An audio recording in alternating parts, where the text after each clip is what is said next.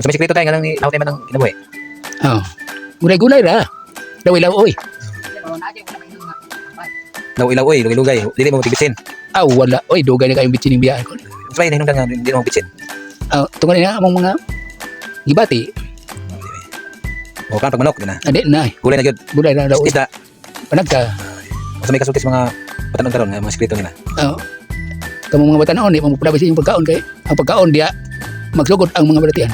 Oy, malat ka tayo ginabang. Wala na magparat-parat oy.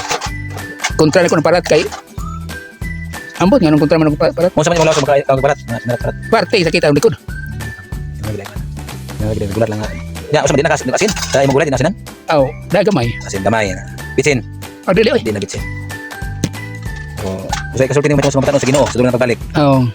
Ang tanan nagayo ko kanyo nga mag-ingat mo sa mga pagkaon. Kanara tayo, wala nila yung mensahe. Wala na. Salamat. Bye tayo. Sige, salamat. Diyos magpatalangin ng tangan tayo. Aba ning isutang sa vlog tayo aron na mahimo pumakitaan po sa mga tao ang imong mensahe sa Ginoo. Okay, paboritong teksto tayo. Sa may paboritong teksto nimo? Dagan man. Sa may isa lang. 91. Sa? Salmos. Sige, mag-rise na. Sige daw.